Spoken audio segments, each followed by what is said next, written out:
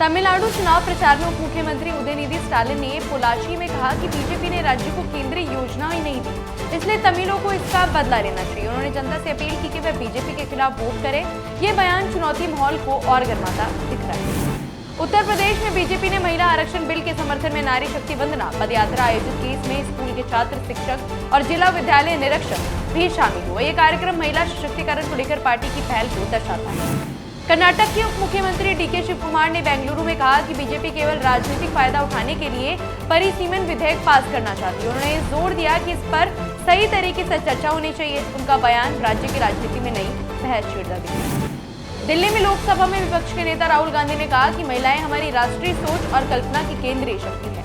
उन्होंने बताया कि हर व्यक्ति अपनी मां, बहन और पत्नी से बहुत कुछ सीखता है। मजाक में उन्होंने कहा कि प्रधानमंत्री और उनके पास पत्नी वाला समस्या नहीं है। पश्चिम बंगाल के बेशनबगढ़ में असम के मुख्यमंत्री हेमंत बिश्वा शर्मा ने आरोप लगाया कि ममता बनर्जी बीएसएफ को सीमा पर बाड़बंदी के लिए जमीन नहीं देती। उन्होंने कहा कि ऐसा इसलिए क्योंकि तृणमूल घुसपैठियों को चाहती है। शर्मा ने तंज कसते हुए कहा कि ममता दीदी का रिश्ता इन्हीं घुसपैठियों से। कर्नाटक मंत्री प्रियांक खड़गे ने कहा कि स्टार्टअप कर्नाटक स्टार्टअप इंडिया से पहले शुरू हुआ था और अब तक 1300 से अधिक स्टार्टअप को फंड किया गया है। उन्होंने बताया कि राज्य देश की स्टार्टअप राजधानी है और इसका इकोसिस्टम $300 अरब से अधिक मूल्य का है। पश्चिम एशिया संकट पर इंटर मंत्रालय ब्रीफिंग में पेट्रोलियम और प्राकृतिक गैस मंत्रालय की संयुक्त सचिव सुजाता शर्मा ने कहा कि आपूर्ति प्रभावित हुई है, लेकिन घरेलू एलपीजी, पेट्रोल और डीजल संचालन सामान्य है। किसी भी वितरक पर किमी की रिपोर्ट नहीं है। कल ही 50 लाख से अधिक घरों में एलपीजी सिलेंडर पहुंचाए गए।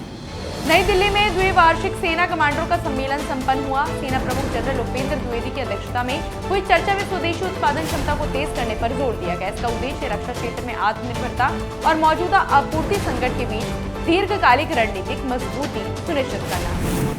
सपा प्रमुख अखिलेश यादव ने सास बहू बयान पर पलटवार करते हुए बीजेपी नेता स्मृति ईरानी ने कहा कि पारिवारिक गढ़ से चुनाव लड़ना आसान है, जबकि उन्होंने कांग्रेस अध्यक्ष को उनके गढ़ में हराया।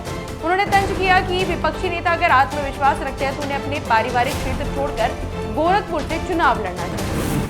जम्मू कश्मीर में ताजा बर्फबारी के कारण बांदीपुरा गुरेज सड़क को राजदान टॉप पर बंद कर दिया गया है। इस बंदी से स्थानीय लोगों की आवाजाही प्रभावित हुई है। प्रशासन हालात पर नजर बनाए। मध्य प्रदेश के मुख्यमंत्री मोहन यादव ने ओंकारेश्वर में एकताम पर्व के उद्घाटन समारोह में भाग लिया। उन्होंने कहा कि एकताम धाम हमें गुरु शंकराचार्य के उस युग की याद दिलाता है जब 1200 वर्ष पहले आदि गुरु शंकराचार्य यहाँ आए थे। यह आयोजन सांस्कृतिक विभाग द्वारा दिव्य कार्यक्रम के रूप में किया जा रहा है।